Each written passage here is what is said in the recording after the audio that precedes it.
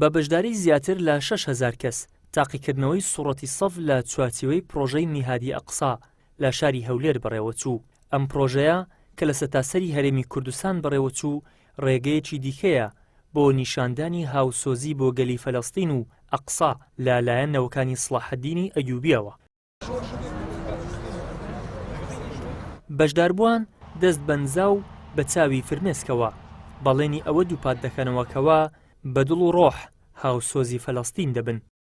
ئینشاڵڵا پەرە پێدەدرین بە زیادە و زیاتر، یعنی پرۆژەش زیاتر و باشتر و لە بۆ مسلمانانە، یعنی بزانین یعنی مسلمان چەند زۆرە، چەند بە پرۆشی ئەمە چشتی ئەو هالەینە، یعنی لە بۆ خۆمان هەلو مێش کراوەی خۆمان لەو خۆمان لەو منداڵەکانمان و بەر و برادەرمان. ئینشاڵڵا مەش هەموو دوعای دەکەین بە یەک دڵ بە یەک مەبەست. ئینشاڵڵا غەزە سەر دەکەوی، ئینشاڵڵا هەر ئەوی مەبەستیانە خوای گەورە بە سەریان دەخا بە زووترین کات. تاکوالێ ئەکات جارێکی تر بە خۆیان بچێتەوە و ئەو بابەتانەی کە لە قورئانە لەبیر کراوە جارێشتر مڕاجعە بکرێتەوە باش بێ. هەم وەختێ بۆ نمونە خێزان بەشداریەکە دایک و باوک بە تایبەت ئەبێتە هاندەر بۆ مناڵەکان، چکەوان ئوسوان قودوون لە ماڵەوە چاوساغن، ئەبێت یارمەتیدر بۆوانە بێتە هاندەریش. ئەوانش کە بەشداریەکەن طبعاً گرینگە ئەم سوورەتانەش هەم بە بیرهێنانەوەیە شتێکی چاکە و دەستخۆشیان لێکەین. و لە پارێزگای دوهۆک و ئیدارەی سربەخۆی سۆرانیش هاوڵاتیان بە جۆش و خرۆشەوە بەشداریان لە پرۆژەی میهادی ئەقسادا کرد و داواکارن مسلمانان یەکگرتوو بن ببن بە یەک دڵ و یەک جەستە بۆ بەرگری لە دۆزیڕەوەی خۆیان لە هەر شوێنێک بێت.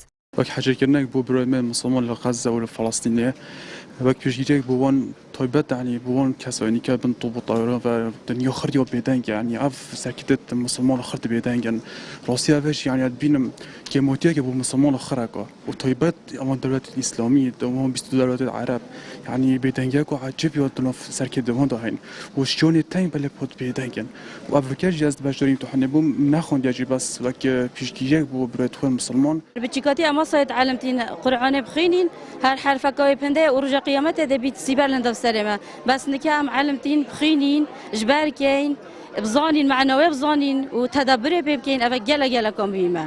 خودێمانە ئەف خەڵکە هەمی هەکوکتی خەلاتی نابن بەس هەر حرفێک هەر پێنگاوێک هەر کەلیمەک هەر تشتێک خێرە لە دنیای و ئاخرەتێ چ تشت ئەجرەوێ دە خودێ هەر دەت مرۆڤی بەلاش ناچیت. ڕاستی هەکەر ئەڤروکە حەفلە تەخەڕجامە بە واش ئەوائیلا بۆ ئەف خەڵکە هەمیش بەرمەهۆڵ بۆ هەندە کەیفۆ منات هەت ڕاستی. ئەوەی کە لەم سۆرەتەدا فێر بووم ئەوەیە کە ئەوەی کە دەزەنگین ئێمە لە پێنەخوایدا دەزەنگین بەوەی ئەوەی کە لەو حاڵەی ئێستای مسلمانانی غەزە تێداون حاڵەتێکی زۆر ناخۆشە، بەڵام ماشاڵڵا مسلمانانی غەزە سەبر و ئارامیەک یەکجار زۆریان هەیە.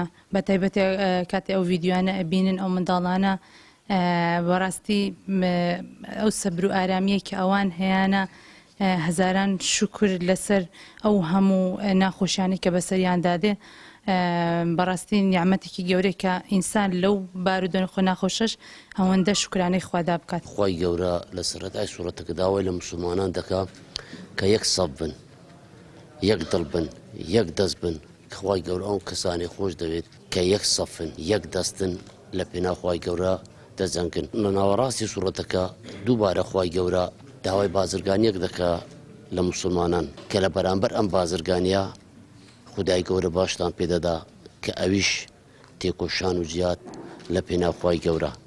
لێرە خوای گەورە بەندەکانی هان دەدات کە تێبکۆشن لە پێنا خوای گەورە. پێویستە مسلمانانش ئەوڕۆکە لە هەموو جیان بە هەموو ڕەنگێک بە هەموو دەنگێک بە هەموو شێوەیەک پشتی ئەو برایانە بگرن لە غەزە بە هەموو شێوەیەک جا بە دوعابی بە یارمەتیدان بێ.